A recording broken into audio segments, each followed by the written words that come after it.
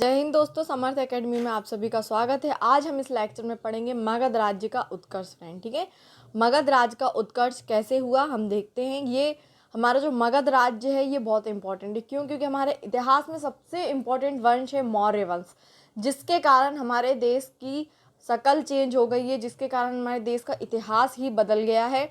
और वो कहाँ से निकल के आया? वो मगध राज्य के कारण ही हमें मौर्य वंश जैसा वंश मिला, जिसने हमारे देश को गौरवान्वित किया है। ठीक है फ्रेंड, तो हम स्टार्ट करते हैं। मगध राज्य का उत्कर्ष, इसका जो सबसे प्राचीन जो वंश था उसके संस्थापक कौन थे फ्रेंड? बृहदर्थ थे। कौन थे फ्रेंड? बृहदर्थ थे। और इनकी राजधानी क्या थी? गिरिब्रज। फ्रेंड, इनकी राजधानी क्या थी? गिरिब्रज। जरासंध बृहदर्थ का पुत्र था। जो जरासंध था वो बृहदर्थ का कौन था? पुत्र था। फ्रेंड, इसमें क्या है, सारे सम्राटों के बारे में उल्लेख नहीं दिया है।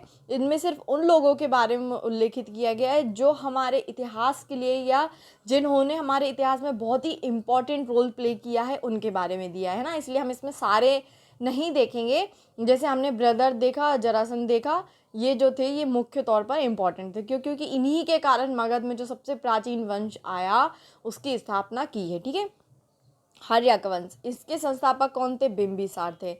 जो कि बिंबिसार ने क्या किया था? बिंबिसार ने हर्यक वंश की स्थापना करी थी। मगध की गद्दी पर ये 554 ईसा पूर्व में, यानी कि बौद्ध ग्रंथों के अनुसार, किसके अकॉर्डिंग फ्रेंड? बौद्ध ग्रंथों के अकॉर्डिंग बैठा था। ठीक है, ये हमें कहाँ से जानकारी मिलती है? बौद्ध ग्रंथों से मिलती है। वह बौद्ध धर्म का अनुयायी था। बिंबिसार बौद्ध धर्म का अनुयायी था, ये हमने बौद्ध धर्म में पढ़ा था।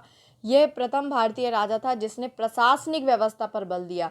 प्रशासनिक, फ्रेंड देखिए ये इंपॉर्टेंट लाइन है, आप इसको छोड़ना मत। प्रशासनिक व्यवस्था को सबसे पहले किस भारतीय राजा ने बल दिया? तो क्या आएगा उसका उत्तर? बिंबिसार आएगा, है ना फ्रेंड। ये इस प्रकार के क्वेश्चन हमारे लिए बहुत ही इंपॉर्टेंट हो जाते हैं। बिंबिसार ने ब्रह्मदत्त को हराकर अंगराज्य को मगध में मिला लिया। जो ब्रह्मदत्त थे उनको हराया, जो कि अंगराज्य के कौन थे? राजा थे। ब्रह्मदत्त को हराया और जो अंगराज्य था उसको अपने मगध में क्या कर लिया? सम्मिलित कर लिया, अपने मगध राज्य में मिला लिया। ठीक है, बिंबिसार ने राजगृह का निर्माण कर उसे अपनी राजधानी बनाया। बिंबिसार ने क्या करा? राजगृह को का निर्माण किया, यानी कि राजगृह जो बना वो किसने बनवाया? बिंबिसार ने बनवाया और उसको अपनी राजधानी बनाया। बिंबिसार ने मगध पर करीब 52 वर्षों तक शासन किया। फ्रेंड, कितने कितने वर्षों तक शासन किया? 52 वर्षों तक शासन किया। महात्मा बुद्ध की सेवा में बिंबिसार ने राजवैद्य जीवक को भेजा। जो महात्मा बुद्ध जी जो हैं, बौद्ध धर्म के बुद्ध जी जो हैं, उनको क्या करा? इन्होंने उनकी सेवा के लिए किसको भेजा? राजवैद्य जीवक को भेजा। फ्रेंड, जीवक जो है ये हमारा क्वेश्चन बहुत इंपॉर्टेंट, क्योंकि एमपीपीएससी की जो प्री है उसमें पूछा जा चुका है कि जीवक का इतिहास में क्या रोल था, इतिहास में उनके क्या भूमिका थी, वो पूछा था। तो हमको क्या बताना पड़ा था कि बिंबिसार ने जिस राजवैद्य को भेजा था बुद्ध जी की सेवा के लिए, उनका नाम जीवक था ना। इसलिए आप ये याद रखना। अवंती के राजा प्रद्योत जब पांडु रोग से ग्रसित थे उस समय भी बिंबिसार ने जीवक को उनकी सेवा शुश्रूषा के लिए भेजा। फ्रेंड देखिए ये बहुत इंपॉर्टेंट है ना। ये वाली जो लाइन है हमारे लिए इंपॉर्टेंट हो जाती है, क्योंकि ये एमपी का क्वेश्चन है, एमपीपीएससी का क्वेश्चन है ये, कि जो उनकी सेवा के लिए जीवक को भेजा था किसे? अवंती के राजा प्रद्योत जब पांडु रोग, यानी कि पांडु रोग से जब पीड़ित थे उस समय उन्होंने भेजा था। ठीक है, इसलिए ये हमारे लिए इम्पोर्टेंट है। बिंबिसार ने वैवाहिक संबंध स्थापित कर अपने साम्राज्य का विस्तार किया। यानी इन्होंने क्या सोचा? इन्हें नई नीति निकाली कि हम हमारे साम्राज्य को किस प्रकार से विस्तार कर सकते हैं, हम हमारे साम्राज्य को किस तरह से फैला सकते हैं। तो इसके लिए उन्होंने क्या किया? वैवाहिक, यानी अलग अलग राज्यों के लोगों से, अलग अलग राज्यों की पुत्री या बहनों से शादी करी और फिर उसके हिसाब से उन्होंने अपना क्या करा? अपना साम्राज्य का विस्तार किया। इसने कौशल नरेश प्रसेनजित की बहन महाकौशला से वैशाली के चेटक की पुत्री चेलना के साथ मद्र देश की जो राजकुमारी 6 माह से शादी करी, 3 शादियाँ करी फ्रेंड, और अपने साम्राज्य को विस्तारित किया। बिंबिसार की हत्या उसके पुत्र अजातशत्रु ने कर दी। किसने कर दी? अजातशत्रु ने कर दी। और वह 493 ईसा पूर्व में मगध की गद्दी पर बैठा। यानी कि बिंबिसार की मृत्यु कब हुई? 493 ईसा पूर्व में, जिस समय अजातशत्रु उसका पुत्र बैठा रहा गद्दी पर, और अजातशत्रु ने ही अपने पिता की मृत्यु कर दी, हत्या कर दी। अजातशत्रु का उपनाम कुणिक था। क्या था? अजातशत्रु का उपनाम कुणिक था। वह प्रारंभ में जैन धर्म का अनुयायी था। यानी प्रारंभ में था, बाद में क्या था वो भगवान जाने। अजातशत्रु ने 32 वर्षों तक मगध पर शासन किया। कितने? 32 सालों तक मगध पर शासन किया। किसने करा फ्रेंड? अजातशत्रु ने। अजातशत्रु के सुयोग्य मंत्री का नाम वर्षकार था। इसी की सहायता से अजातशत्रु ने वैशाली पर विजय प्राप्त की। इसी की मदद से वैशाली को जीता।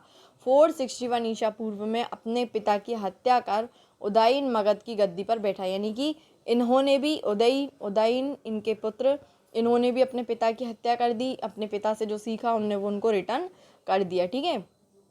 उदयीन ने पाटलिपुत्र की स्थापना की। वह जैन धर्म का अनुयायी था। ठीक है, ये भी जैन धर्म का अनुयायी था और इन्होंने पाटलिपुत्र की स्थापना करी। हर्यक वंश का अंतिम राजा उदयीन का पुत्र नागदशक था। यानी इनके भी एक पुत्र आ गए, नागदशक जी, जो अंतिम शासक थे। ठीक है। नागदशक को उसके अमात्य शिशुनाग ने 412 ईसा पूर्व में अपदस्थ करके मगध पर शिशुनाग वंश की स्थापना की। ठीक है। जो शिशुनाग हैं, जो कि इनके कौन थे? अमात्य थे। उन्होंने नागदशक की हत्या कर दी और शिशुनाग वंश की स्थापना करी। शिशुनाग ने अपनी राजधानी पाटलिपुत्र से हटाकर वैशाली में स्थापित कर ली। कहाँ कर ली? वैशाली। शिशुनाग का उत्तराधिकारी कालाशोक पुनः राजधानी को पाटलिपुत्र ले गया। यानी पहले जैसे पाटलिपुत्र से ये वैशाली ले गए, उसी तरह ये वैशाली से पाटलिपुत्र ले आए। कौन? कालाशोक, जो कि उनके उत्तराधिकारी यानी उनके पुत्र थे। ठीक है। शिशुनाग वंश का अंतिम राजा नंदीवर्धन था। शिशुनाग वंश के अंतिम राजा कौन थे? नंदीवर्धन। कौन थे फ्रेंड? नंदीवर्धन अंतिम राजा थे। फ्रेंड, इस प्रकार के क्वेश्चन आते हैं कि शिशुनाग वंश के अंतिम राजा कौन थे, या शिशुनाग वंश की संस्थापक कौन थे। तो हमको पता है संस्थापक है कौन? शिशुनाग। और अंतिम राजा कौन है? नंदीवर्धन। इस प्रकार के क्वेश्चन इसमें पूछे जाते हैं ना। नंद वंश का संस्थापक कौन था? महापद्मनंद। कौन थे फ्रेंड? महापद्मनंद थे, जो कि ज़्यादा श्रेष्ठ नहीं थे, है ना। सिर्फ इनने स्थापना करी किसकी? नंदवंश की। नंदवंश का अंतिम शासक धनानंद था। धनानंद, जिनको मारकर मौर्य वंश की स्थापना करी। किसने करी? चंद्रगुप्त ने, है ना।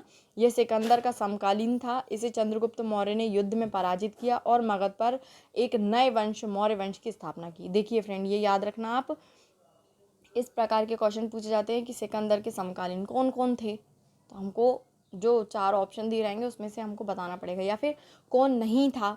तो आप ये याद रखना, धनानंद थे, मौर्य चंद्रगुप्त मौर्य भी सिकंदर के समय थे, और ये पूछा जाएगा कि कौन नहीं थे, तो आपको इसमें से बताना पड़ेगा, है ना फ्रेंड।